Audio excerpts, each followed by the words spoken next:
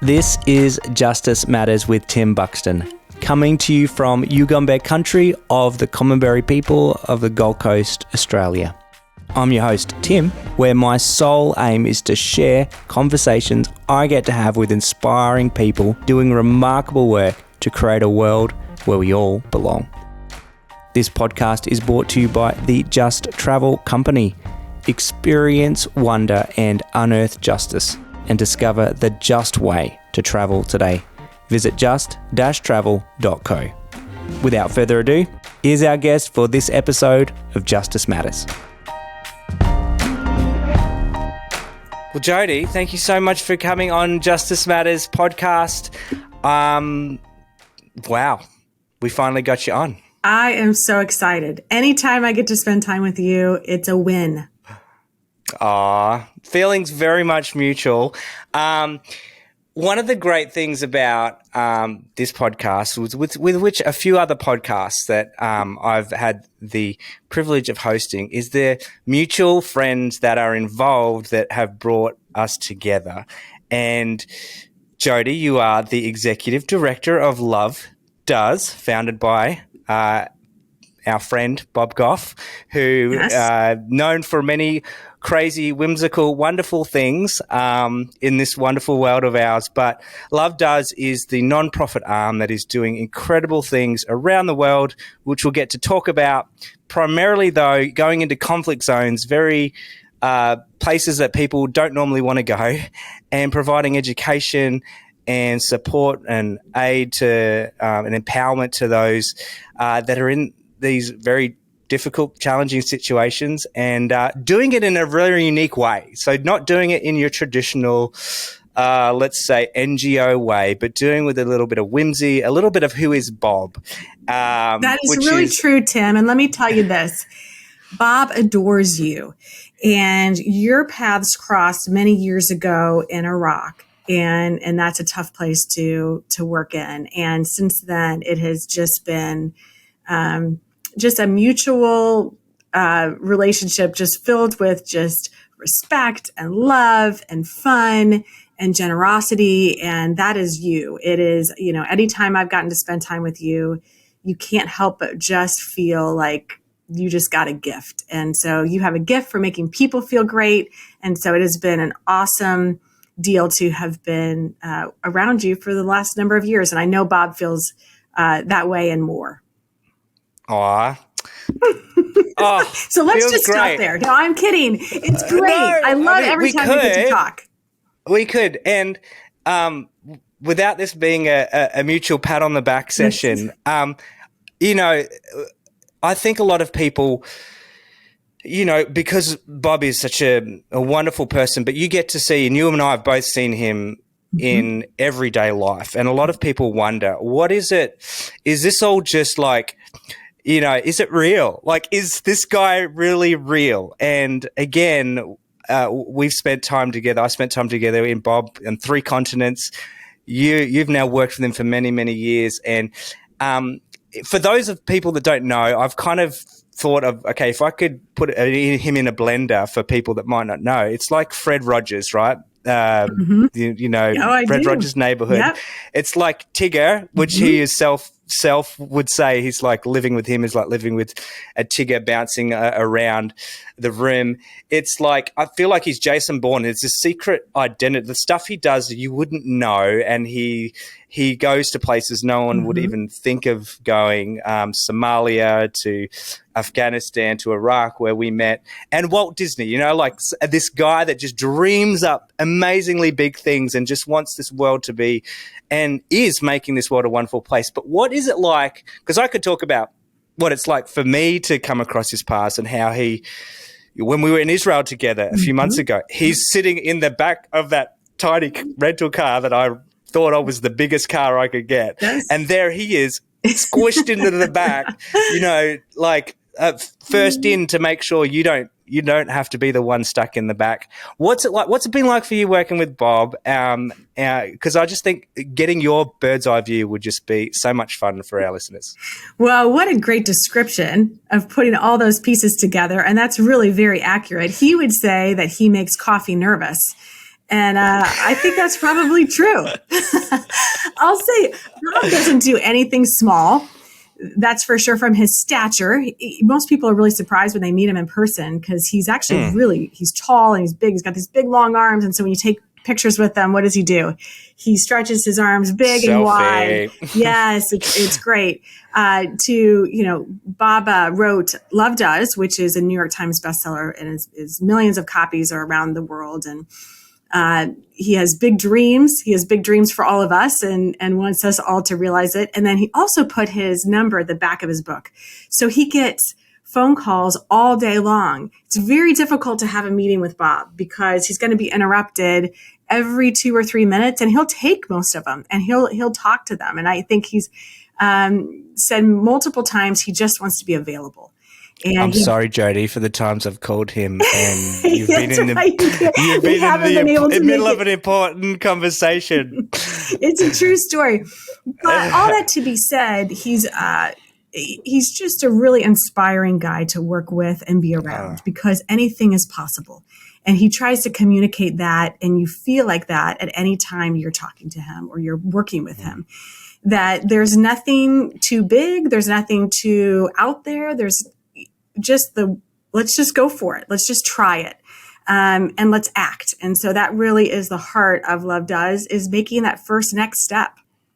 And so many people are paralyzed in so many ways from fear or a whole host of issues. And I think he's been really encouraging to millions of people around the world to just take the next step. If it's dreaming big, if it's loving your neighbor, if it's staying on task, you name it all. He's kind of commented on it, and he's been real encouraging to us and our staff, and I know you as well.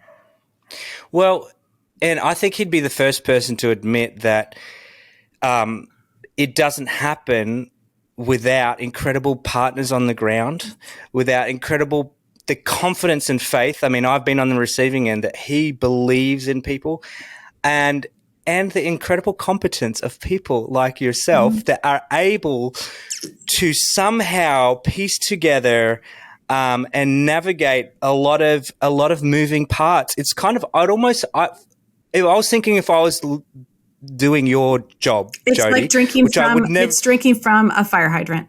Yes, it is. Yes.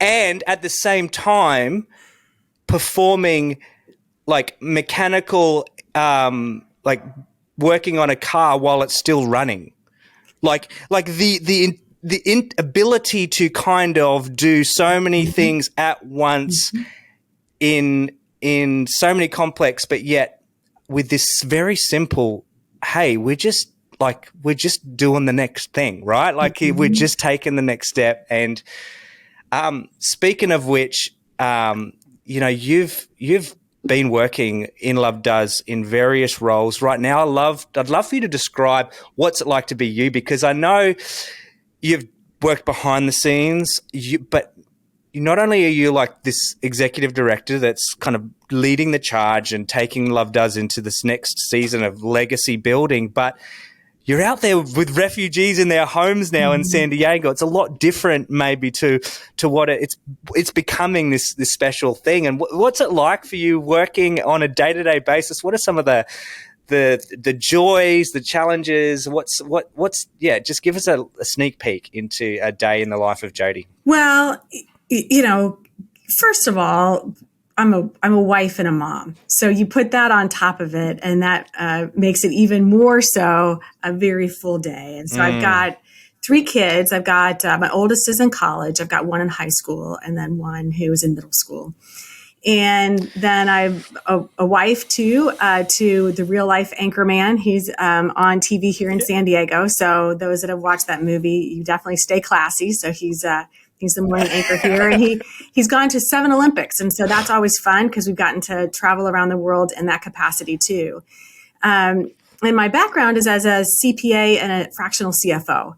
And about 10, 12 years ago, Bob called and said he was starting this nonprofit and he needed a little bit of help. And if I could jump in. A little bit of help. It was going for a while. But anyway, it was great to help from a financial perspective because that was really my expertise at the time. And so it was a relatively small nonprofit at that time. And to see where it has grown, he actually began in this space maybe about 20 years ago, first in India and then expanded pretty quickly after that to Uganda. But to see where it's gone, even in the time I've been there, which is over a decade, has been remarkable. Love Does is in 10 plus countries, and then we've expanded fairly significantly domestically in the last 18 months. So we've got a lot on our plate. I never say I'm bored. There's always something to do, but it really is an awesome place to work. And like you said, no one can do anything by themselves. And so the staff I get to work with, Annie and Drew and Kristen and the whole crew, are really remarkable. And anytime you could put together a team of like-minded people who are humble and generous and kind and just want to love people, it's a really beautiful place to be at this stage in my life. Yeah. I love that you led with your family, because it's so obvious that that is the most important thing in your life. And I often love, actually, when we would get on a Zoom call, your gentle reminders to me, Tim, to always put my family first. And that's a care you have for me, I know, as a friend, but also for the people that are on the peripherals of the orbits that we live, trying to make a difference in the world, and but also recognizing that back at home is where it's so important. And I love the work that Love Does is doing back at home, from San Quentin prison, where it's like, I'm desperate next time I'm in San Diego to make sure that there's a visit that we go in, or else I'll just come on in, or else I'll do a Bob trick and put a electric cable over my shoulder and pretend like I work there, just to get in there and might be a little bit more tricky to break into San Quentin, but probably go for it. I say you try. But I will say this, connection's important. And I think connection's been important.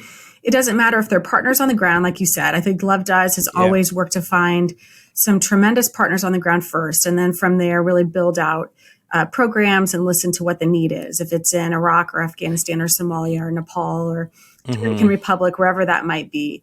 And, personally, that probably came from a little bit for me when I was young. I was super shy. And I remember my mom saying, if you're ever so shy and you're uncomfortable, just ask questions. And I learned early on to ask questions, and then I became pretty good at it. And the great thing is that I enjoyed listening. I enjoyed listening to people. I enjoyed listening to their stories. And so from a very early on age, I learned that connection piece of just hearing people's stories and being present and being patient and listening first. There were some beautiful relationships that came out of it. And that's really been the case with Love Does, I think, throughout its history, is the connection piece of connecting with, first of all, leaders in the local countries, and then expanding around programs there, or if it's in our backyard, connecting with, what is near and dear to your heart, and that's refugees that, a year and a half ago, we used to cross oceans to Afghanistan and start a school there. And then all of a sudden, those refugees were showing up on our shores. And what were we going to do? Of course, we're going to open up the door and say, what do you need? Not only are you welcomed, but you're invited and you're celebrated. And we want to not just call you a program, but you're our friend. And what does that look like? And it starts with connection. It starts with listening. And it starts with hearing their stories, and then seeing, how can we help? And asking the questions, how can we help? And then doing it, doing that next step. And there's a lot of little things that we could do, and there's a lot of big things we can do. And I think real proud of everything we've been able to accomplish in the last 18 months with regard to refugees. That's for sure. Yeah. I mean, you brought up the refugee community, and you got to be careful with me, because we'll just head down that rabbit hole forever, because it's obviously, it's something I'm so passionate about. Just yesterday, here I go. Yesterday, I drove up to Toowoomba, where it's a 3-hour drive. I drive up there every week and spend time with our small little team up there. And there's been several new families that have moved from Iraq. One was 2 days in their little home, and you walk into their home and they've got nothing, and yet, just a TV in the corner. They don't even have local phones. That they've still got their phone that's connected to their Iraqi number. They're just sitting there on a on the floor because they've got one couch, but then they don't really want to sit on it. You know exactly. I'm describing a scene for you that you are now experiencing. Just 24 hours ago, I was sitting on the floor sharing a meal with refugees in San Diego that we had tried to schedule for a number of weeks, and they were so grateful to have us over. And I said, made a beautiful meal from Afghanistan, and I said, when did you start cooking for this? And it was 24 hours prior. Yeah. And what a beautiful privilege and honor and inspiration to be able to be in relationship with people who are so grateful in how they're living out their days and are doing so with courage and are carrying so much, not just in what their future holds, but also carrying loved ones and relatives and family that they know back in their home country, and carrying all of the fears and the needs and the everything that goes along with being in countries of conflict. And so, we just sat and just talked and shared over a meal, because meals are really important in a lot of the countries we work in.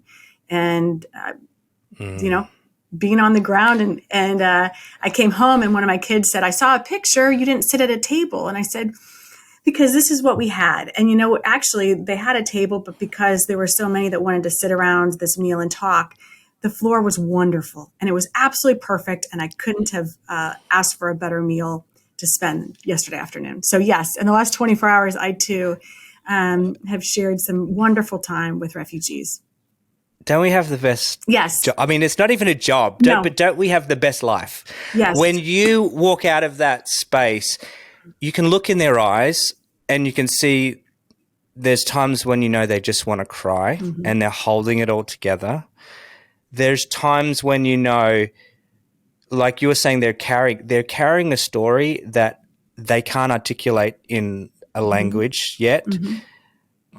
And yet there's not an ounce of bitterness on their persona. Like you said, there's I don't know how to tell their stories.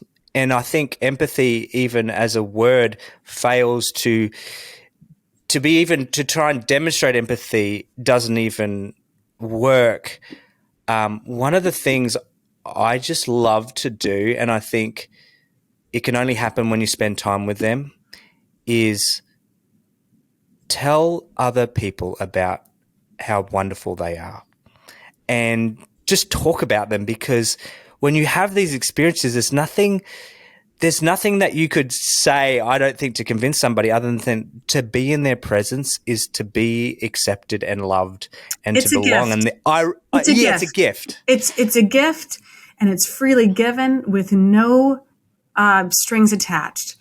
And like you said, it's a beautiful privilege that we get the honor to share this space with them at a sacred time in their life that they did not expect.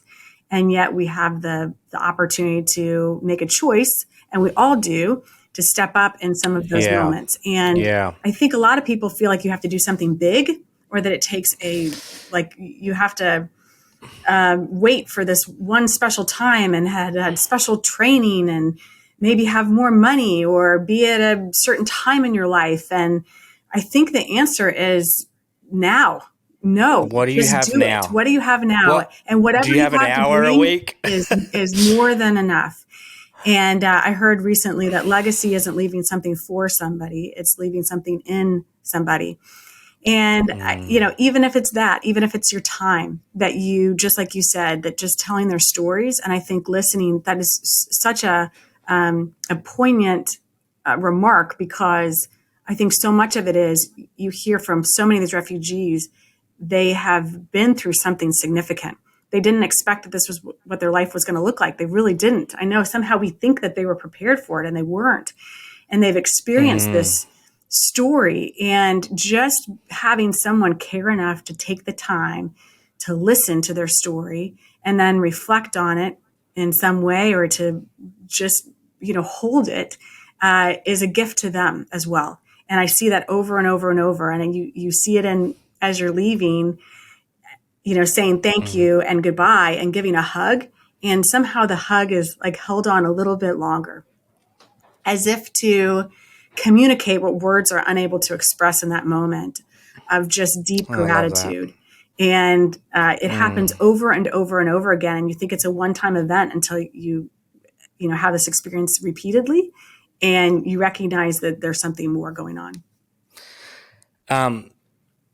It's a reminder to me of, in the work that we do with refugees, often things start with, there's a need, I need to fulfill it and do my duty to my neighbor, whoever they might be. That's hardship has fallen on them for whatever reason. How can I serve and help? The gift is, though, I think in particular with, you've obviously partnering with some wonderful people in Poland that are serving on the front lines, and a lot of the places that you are working in Congo, Afghanistan, you're working with communities that have been displaced, that are in war-torn situations. One of the gifts I've found is that they actually, by putting yourself in the position to be in their presence, you're putting yourself, and Bob will say this all the time, right? They're our teachers. Mm-hmm. They're the ones that you're putting yourself in a position where I'm the one that needs to actually change. I'm the one that needs to let them rub off on me. I found that when I lived in Iraq, their culture and their way of life was so much more rich and so much more, or the problems we face in the West and we're struggling with, I feel like they're the antidote to. That they have this ability to create community and belonging that could solve so much of our mental isolation and problems and our materialism and the issues that we're facing. And so it's doing yourself a favor by actually, whatever you give of your resources or time is actually in a really non-altruistic way. Well, there is an investment in yourself. Yes. Anytime I think you have those experiences that allow you to reprioritize things just involuntarily, you want to do more of those things. And as you leave, often a dinner or an event or what it might be, and you walk away and you go, this actually makes it very clear on what's important in life and what isn't. And you don't get very many opportunities to have that different perspective. As you're going on in the busyness of life, it just seems like it's all muddled together. But then when you have those experiences with a refugee or in a country that, we get to visit, and you walk away going, I once again am reminded of the importance of family and relationships and all the really good things in life, peace and patience and kindness and goodness and faithfulness and gentleness and self-control and just the goodness, to have that involuntary reminder of how to reprioritize life over and over and over is, again, we keep saying it, but it is a gift. This episode is brought to you by the Just Travel Company, your socially responsible travel concierge. Just Travel is the best kept secret in culturally immersive and justice-oriented adventures. Allow Just Travel to take the hassle out of your next trip and experience wonder and unearth justice. Discover the just way to travel today. Simply head on over to just-travel.co to learn more and book your next adventure, like our flagship Israel Istanbul trip launching out in mid-July 2023.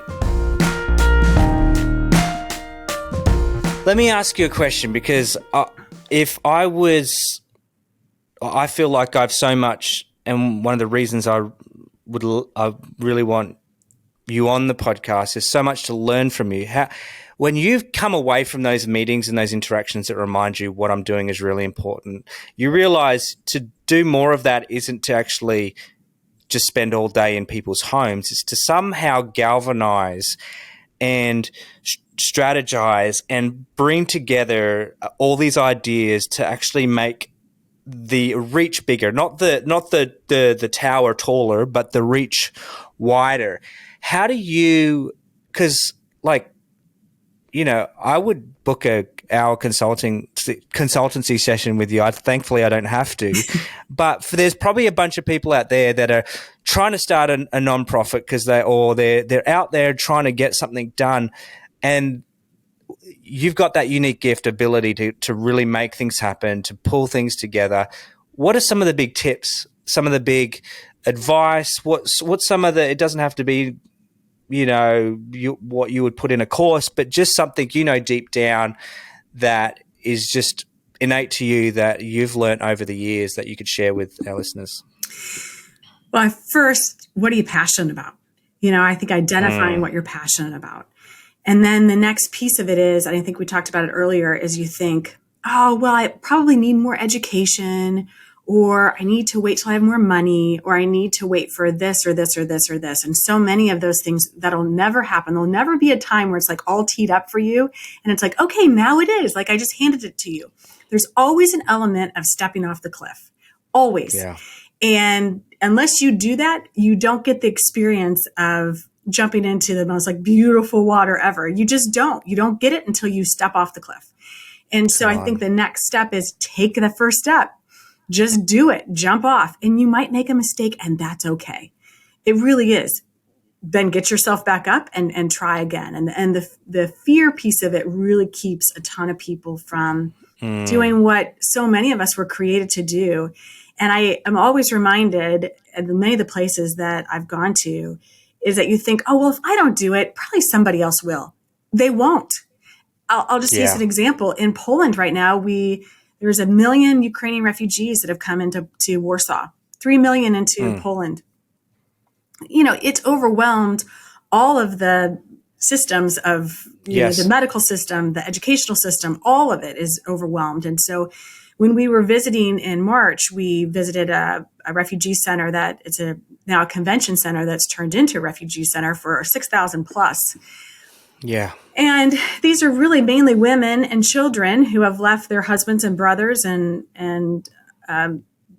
grandparent, whoever it might be, to stay and fight in Ukraine. And so there's an element of trauma. There's a big element of trauma that they're trying to work through. And so they're sitting in this refugee center just waiting. And can you imagine all the stuff that's going on in your head? And then to be able to be present for your children during that time, as we've seen in many places, the boredom hits after a while too, just day in and day out. It's the same thing. We're talking waiting. 10 months in now. You're thinking, 10 months in.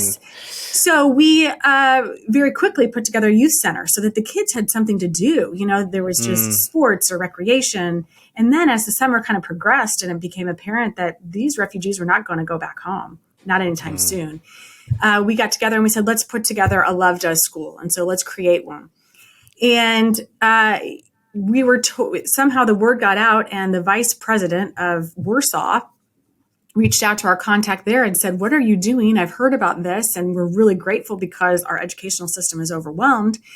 And as we understand it, we're the only school that is just for refugee children in Warsaw right now. And they're wanting to duplicate it or expand it and, help us however we can. One of the prerequisites now is that those families coming into this convention center have got to send their kids to our school that is in now the third floor of this convention center, because it gives structure and it gives opportunity and it gives purpose to these days right now. And kids need that. They need that, especially in these formative years. And what that translates is hope, and hope is powerful. And it's really important in this time, especially when things are really uncertain, to have teachers that are trauma informed. This is going to be your days, and it's going to look like this. And so there's purpose to your days while you're waiting to see what life is going to look like in the months and the potentially years to come. And so we're really proud about that. And again, I go back to, well, you know what? If we didn't do it, probably somebody else would have. Nope. No, it's not true. Yeah. And so anyone that's out there that's going, I don't know if I have everything it takes to take that next step, and maybe somebody else would be so much better at it than me to do it. Wrong. You're it. God placed that on your heart and on your mind to take that next step. Do it. Just do it. Yeah. The world is waiting for you to do it. There's a whole host of people that are counting on you to be courageous enough to say, I'm not going to give in to all those fears that keep coming in my head, and I'm still going to just go off and make that next step. Yes.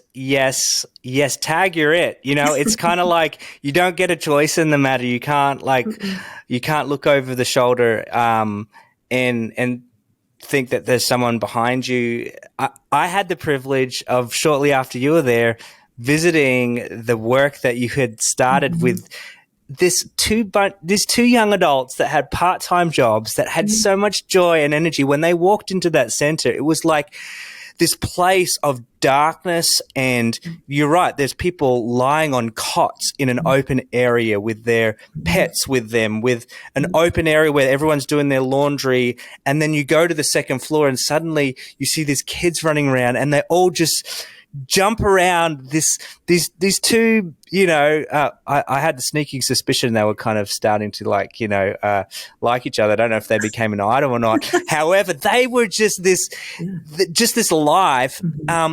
Yesterday I was in Toowoomba, and I call this grandma, her name's Barbara, and she's like known as the Dapira of the grandma of the Yazidi people. And there she is, at the drop of a hat, she's in this home meeting with us. You're a mother of 3. There's just no excuses, right? Age is an excuse. Obviously, there's circumstances in our life that mean we can't all get out there and start our own nonprofit or do something, but we can all go across the street, right? We can all do something. And I think there's small act of kindnesses that go a long way. I maybe told this story to you before, but that same guy who's helping us in Poland, who is remarkable. I just have a ton of respect for him. He told a story when I asked him kind of why he was doing this. And he said that his grandma was Jewish, and they remember not too long ago in World War II that, when Poland was invaded. And so they want to be great neighbors. And he told the story of his grandma, who was really young at the time, and she was walking to the store with her mom, and they were stopped by a Nazi soldier. And it was the beginning of the war, and she said that she felt like she was going to be killed on the spot. And instead, Nazi soldier kneeled down and actually hugged her and took out of his pocket a piece of chocolate and gave it to her, and then ran away.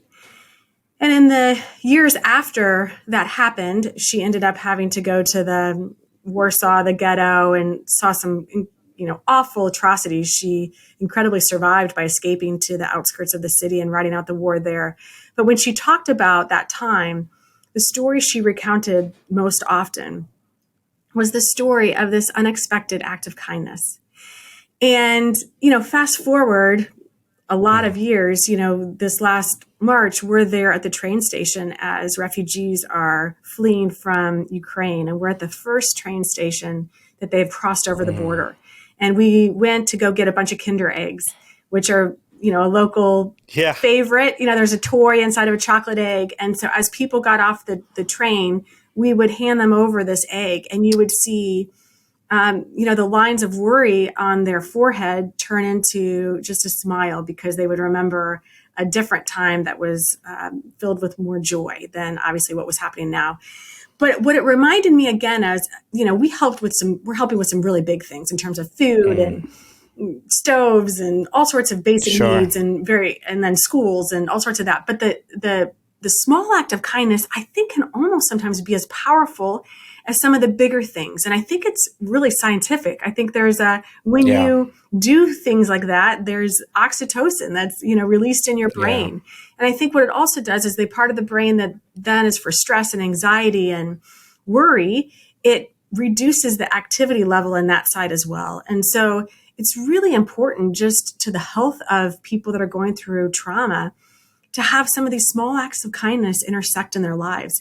And that can happen, honestly, to anybody, anywhere. You go into your local coffee shop and you intersect with somebody there who's having a tough day. You might have not any idea what's going on. And you hold the door open, or you smile, or you ask them something little, or you pay for their coffee unexpectedly. And that same experience can happen to the person that you have no idea what's happening in their life too. And it's really powerful. And the more that we do it, the more that I think, we have the gift of what it does for us. But, imagine if we just all tried to do that just 10% more in our lives. There's never been a time that I've been alive that I feel like the world doesn't need it more. That's for sure, especially coming out of COVID, right? Oh my gosh. Yes. I remember, speaking of which, I remember just having recovered from COVID. I was going to be spending some more time with you in San Diego, and you treated me to one of your favorite things. What was it? A ginger? Oh, a ginger shot. A ginger shot. With cayenne. I think in that moment, with cayenne, with pepper, right? Yeah. Of course. See, you were all better. I was all better. I was just like totally invincible after that. Hey, there's nothing like toasting ginger shots at lunch with your friend. It takes it to a new level. You're like, yes, we're super healthy now, ready to go. This is what I love. This is what it's, to work for Jody. If you guys want to volunteer, Love does. They need interns all the time. You get ginger shots at lunchtime. I mean, who wouldn't want to work with you? It's so much fun. Speaking of experiences, you've got to travel a lot, as you've said. What have we got to travel together? Mm-hmm. We were in how much fun was that? I mean, awesome. You're awesome. You're awesome to travel with. Yeah, you're so generous and so kind. It's a way of life for you. So go ahead. All right. No, we met some amazing people, right? Like and this is the beautiful thing when you purposefully, this is the one thing about, I think, this common denominator of Bob, and it's not just Bob, it's so many other people in our lives. The people that are attracted, when you do good, the energy and the spirit and the joy, life is just fun. And even in a place like Israel. So it was, for me, I've been there several times. Was it your first, Jody, or a second? Yep. Yeah. And it's an incredible place, and there's some mischief being planned to do some stuff in that part of the world. I know Bob's taken a few groups there next year. But it's this place of it's in the news all the time. We crossed the border remember when we were like, should we stop and talk to that guy? And I'm like, screw it. We're just going to go straight through. That's right. There's no way we're getting out. No. What's the worst that can happen? Actually, some bad things, but there's a lot of bad things. I think there's been some bombs that have dropped in that area since then, and some terrible. I mean, without you're making a joke of it. It is a place that is in the news, and there we were weaving through these streets. I still don't know how I didn't manage to crash the car. Gracefully, yep. Yeah, but the beautiful people in the midst of such complexity, this world just doesn't make sense. Can you share a bit about what does it do when you walk into Israel or the West Bank? Well, I just heard this recently, that community is not the absence of conflict, but it's the presence of a reconciling spirit. And I love that because in a place, Say that again. Community is not the absence of conflict, but it's the presence of a reconciling spirit. And I love it because in a place like Israel or in Somalia, we were talking to them recently. I was bringing up a story of an Afghan refugee who actually was walking. They were just talking about kind of their PTSD experiences that they've been having since coming. And I was putting a name to it. They'd never heard of it. And so I was sharing that with some of our staff in Somalia. And she said, we don't have PTSD because there is no post. And that's really the same in Israel as well. And there isn't. So you're going to have conflict, but you can have community in conflict as well. And who among us wants to stand up and say, we want to be the reconcilers? We want to be the people that bring peace. We want to be the people that love our neighbor so well that peace is inevitable, at least between the two of us. And I think that's it can be really powerful. And, we've done it a lot through education and in terms of schools and, showing up to places and saying, how can we help? And, finding who is kind of the least of these in that area and saying, what do you need? We want to be helpful and showing up in that way too. That community isn't the absence of conflict. It's the presence of a reconciling spirit. How can we, what a beautiful thing to take into your day to day, right? Like whether it be, we're on the back end of Thanksgiving and holidays and family gatherings, or whether it be at work. It's building community, building a place is actually just wanting to take the first step towards reconciliation. Mm-hmm. What a gold nugget for anybody listening today. Because what that focus of just, if I can just take a first step towards reconciling, doesn't have to be, we don't have to solve the Middle East peace conflict, right? We just need to solve who in my life is there tension with. That's not a bad thing. I love the fact that you're not saying it's a bad thing that there's conflict or that's a bad thing that there's tension. That's just kind of like, but what do you do in the midst of it? Even in a horrible situation. What do you do in the midst of it? Think of our friend, the Nazi soldier, my friend whose grandma encountered the Nazi soldier, who even in that situation, obviously you would think he was incredibly conflicted, as well he should have been, and yet provides a piece of chocolate in that. In any situation, wherever you're at, you have a choice to make that situation better, even if you're in an awful situation yourself, and the power of what that can do. It's like if I were to say, what does love does do? Like that sounds really complicated. Well, but you know what? Love does what? Love does. I think it shows up in the most difficult of situations and places and finds a way to love its neighbor well, extraordinarily well. In a way that they walk away and say, what just happened there? And often it does come with balloons and whimsy and unexpected Kinder eggs or what it might be, but it's because there's power when you love your neighbor. And sometimes it doesn't get reciprocated, right? That's okay. And I love how that's okay. And it's not about the end result. It's just, this is what I have to do because it's the only thing I can do.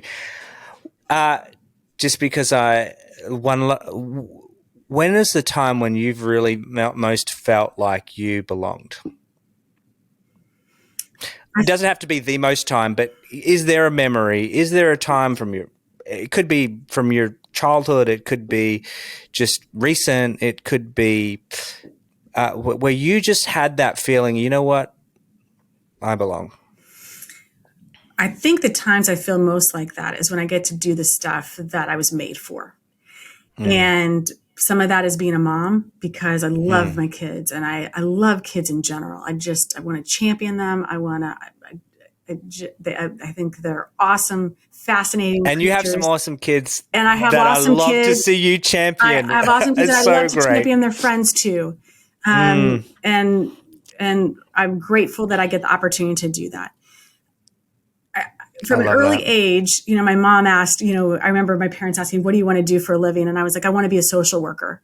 And I remember them saying, it's pretty tough to make a living doing that, whatever it was. And I was really good at math, and they kind of encouraged me to go into the math field. And of course, I became a CPA and fractional CFO and all sorts of things. And that really served me well.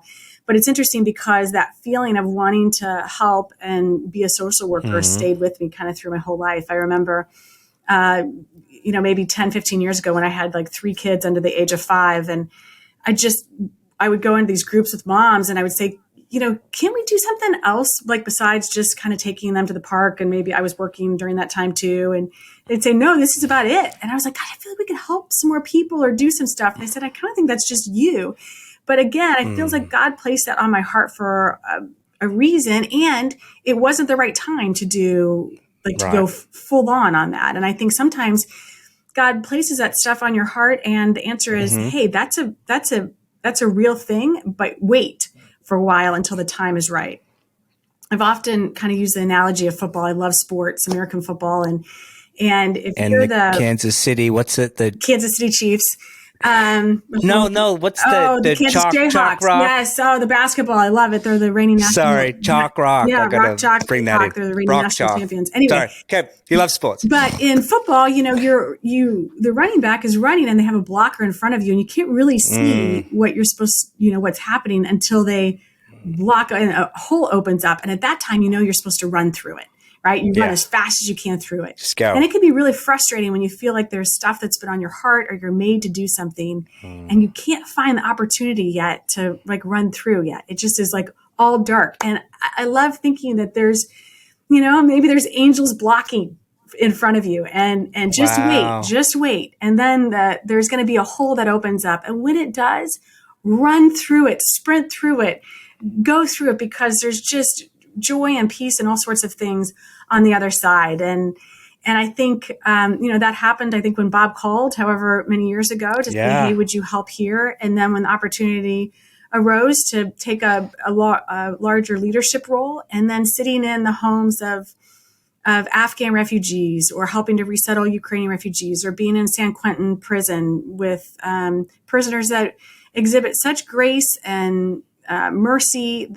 It's such a beautiful, life-changing thing to listen to their stories, and how a lot of the stuff is being redeemed and still being redeemed. To be able to be in Uganda at a school that started with 9 kids in a post-war country that now has 1,400 kids and has really become the jewel of northern Uganda, has educated the future doctors and lawyers and engineers of that country, or to be in the Dominican Republic with the women's resource centers, and to give opportunities to women who previously didn't have those, and what they're capable of doing, not only just for themselves, but they're for communities. And when I sit in those spaces and I get to be in those places, you walk away and it's a moment. It's a moment in your car. It's a moment on the plane. It's a moment as you're going to sleep that you think, I was made for this. And how cool it is, because not everybody gets the opportunity to, and I get it. Right. But how cool it is that I got the opportunity. One, I said yes, but that I got the opportunity to do what I was made to do. And that's a beautiful place to be. And that's where I feel like I belong the most. Wow. And I'm grateful that I get to be a part of it in a small way, that we get to. In a big way, a lot of times too. Yeah, it's true. But it just, it's been so much fun, spending a little bit more time. I think the first time we met was a while ago. I think it was extremely briefly at Love Does offices. Maybe like 5-7 years ago or something. The times are blurred, but you've got some big things planned. You guys celebrated 20 years. We've got some exciting things on the horizon together as well. How can people get involved? And I know this isn't just well, you can give, you can volunteer, but where people want to, I know they're going to be listening to this and like, where do they go? Just tell them, where do they go to give? Where do they go to volunteer and to serve if they're in the San Diego area? And I think,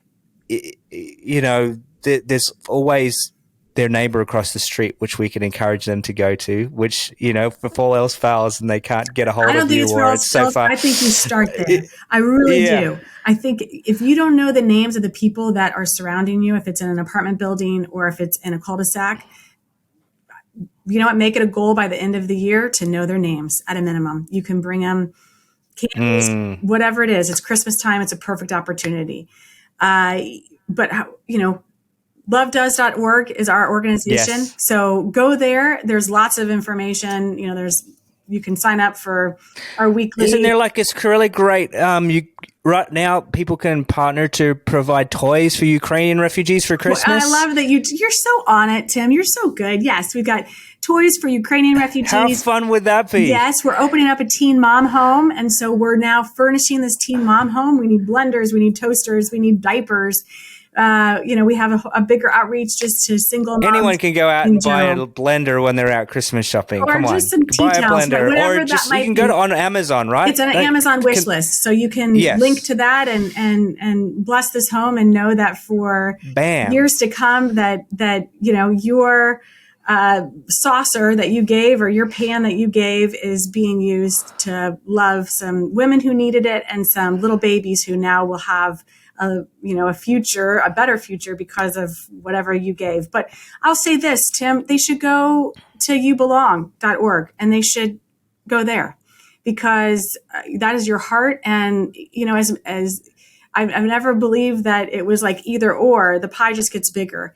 And I love championing everything that you're doing. I love your heart. I trust your heart. I know you just want to do the most good you can in this world with everything you've been given. And so go there first. I think that's the best place. But I would agree, at your local Starbucks or coffee shop or backyard, school, whatever it might be, there's a great place. What's so fun is you invite people in the opportunity to return the favor. And by that, I mean, you give them the opportunity. We have this older couple next door to us that these two ladies that are just the sweetest thing, and they love our kids so much, and they love we got a new puppy. Winnie, remember we were talking about getting a puppy when we were in Israel, and I caved. I caved in. Yep. And my wife several times has wanted to return it because we have 4 kids, and it feels like now she has 5 kids, and now because I'm the big kid in the family, but now we have this extra thing. But they're constantly they're bringing over dog food for our puppy Winnie, and they're bringing over banana bread for our kids. And when you take that first step to maybe give or extend a hand to somebody else, it's giving them permission to want to return the favor, not in a like, I have to, but it's this oh, that's what we do. Life is giving and receiving. And if you can't receive, you certainly aren't going to be a very good giver. Well, it's a connection, and that's what we're made for. We are made for relationships. We're made for community. We're made for connection. And you're exactly right. We have the same thing. We've got neighbors next door. They could never have kids. They're older now. At the time, my 5-year-old went over with a coloring picture 2 weeks after we moved in, and that was 8 years ago. And every week since up into COVID, my youngest baked and gardened with our neighbor.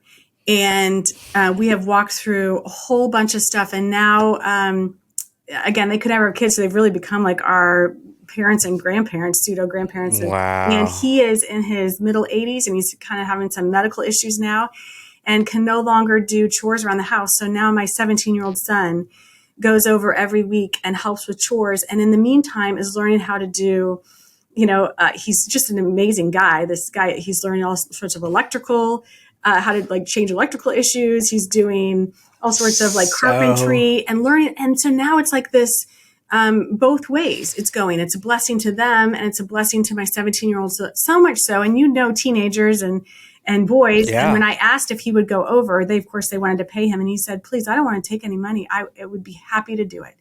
That, what does it take for a 17-year-old boy at the time of life to say, I would love to go do chores. I won't do maybe chores happily. No, he won't clean his room, but he'll certainly go over there. I'm happy to go over to my neighbors and do chores for as long as they want for nothing in return. And that's because relationships, because over the years they've got cookies, and it's just a relationship, and you can't help but want to give. And that's what we're all invited to do with all sorts of people throughout our whole life. And so to not do it is to miss out on the blessings that would come from it.